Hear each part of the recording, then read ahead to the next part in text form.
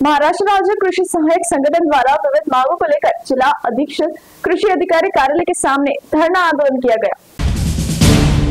महाराष्ट्र राज्य कृषि सहायक संघ के माध्यम से अपनी लंबित मांगों को लेकर कृषि सहायकों का पिछले 5 दिनों से काम बंद आंदोलन शुरू है, लेकिन अब तक प्रशासन द्वारा इस आंदोलन का संज्ञान नहीं लेने से 19 मई को जिला कृषि अधीक्षक अधिकारी कार्यालय के सामने एक दिवसीय विरोध प्रदर्शन किया गया, जिसमें जिले के करीब 250 कृषि सहायकों ने भाग लिया। कृषि सेवा काल समाप्त कर नियमित कृषि सहायक पद पर कृषि सेवकों की नियुक्ति की जाए, पदनाम बदल कर सहायक कृषि अधिकारी किया जाए, कृषि सहायकों को लैपटॉप उपलब्ध कराया जाए, ग्राम स्तर पर कार्य के लिए सहायक उपलब्ध कराए जाए, कृषि सहायकों के लिए परिवहन किराया इसका भी प्रावधान किया जाए, निविष्ठा वितरण परमिट के माध्यम से किया जाए, कृषि विभाग के आकृति बंध को मंजूरी दी जाए, कृषि पर्यवेक्षकों के पदों में वृद्धि की जाए, राजस्व विभाग की तरह आकृति बंध बनाया जाए, कृषि सहायकों एवं कृषि पर्यवेक्षकों का अनुपात 4.1 किया जाए। महाराष्ट्र राज्य कृषि सहायक संगठन अपनी वेबसाइट के माध्यम से सरकार से अन्य मांगों को पूरा करने के लिए प्रयास कर रहा है, जिसमें समूह सहायकों के पदों को पहले की तरह भरना, क्षेत्रीय स्तर पर कठिनाइयों को देखते हुए लक्ष्य प्रदान करना शामिल है। इसी बीच समाधान खोजने के लिए आयोजित बैठक में आश्वासन दिया गया, बावजूद अभी तक मांगे पूरी नहीं हुई, जिसके चलते कृषि सहायकों ने काम बंद आंदोलन शुरू कर एक दिवसीय प्रदर्शन आयोजित किया। जवळपास आमच्या 2014 पासून ज्या मागण्या अपूर्ण राहिलेल्या आहेत, या मागण्यापैकी महत्त्वाची जी मागणी आहे आमची,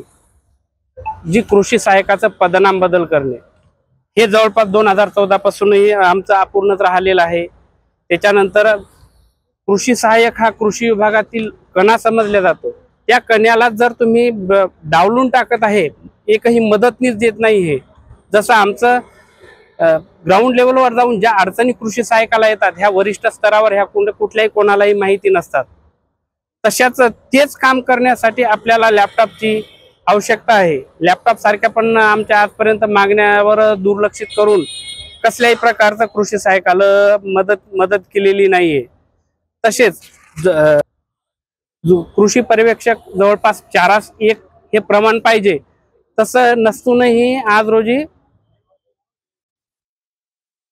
आपल्याला जवळपास 4:1 हे पद पाहिजे, तसं नसून आज रोजी 6:1 आहे पद।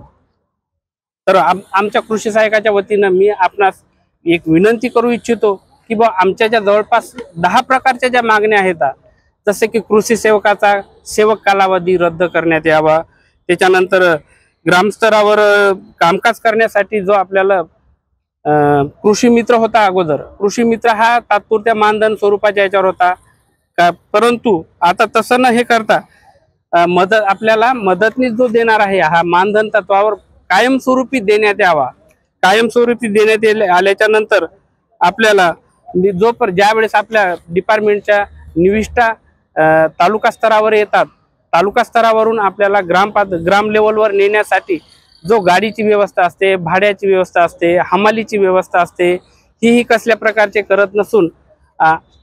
ती पण एक व्यवस्था करून देण्यात यावी। जसं आणि त्याच्यानंतर दुसरा विषय, ग्रामसेवक आणि तलाठी यांच्या जशा ज्या प्रकारे मागण्या मंजूर केलेल्या आहेत, त्याच धर्तीवर कृषी सहायकाच्या पण परिपूर्ण 10च्या 10 पण मागण्या आमच्या मंजूर करण्यात याव्या। सर्वसामान्य कृषी सहायक व सेवकांच्या इतंभूत मागण्या ज्या आहेत, एकदम खूप ठराविक मागण्या आहेत आणि रास्त मागण्या आहेत। जसं की कृषी सेवक कालावधी रद्द करून कृषी सहायक कायमस्वरूपी पदावर मंजूर करण्यात यावा, आणि जसं तलाठी ग्रामसेवक ह्या लोकांकडे जसं लॅपटॉप वगैरे ऑपरेटर्स, ठीक आहे, अशा प्रकारची सुखसुविधा असते जेणेकरून त्यांना ग्राउंड लेवलला काम करता येतं। तसंच आमची समकक्ष कृषी सहायक आहे, तसंच प्रकारे समकक्ष असल्यामुळे आम्हाला लॅपटॉप नाही आजपर्यंत मिळालं आहे। 2014 पासून आमची मागणी होती, लॅपटॉपची मागणी आजपर्यंत कंप्लीट झाली नाही। शासनाने फक्त दरवेळेस आम्हाला आश्वासित केलंय व नेहमी प्रकारे आम्हाला माघार घ्यायला लावलेली, पण यावेळेस आम्ही तीव्रपणे शासनाला विनम्रपणे सांगू इच्छितो की यावेळेस जर आमच्या मागण्या कंप्लीट होत नसतील तर आम्ही जसे जसे आमचे टप्पे धरणे आंदोलनाचे ते आम्ही नेहमी पुढे असंच चालू राहतील।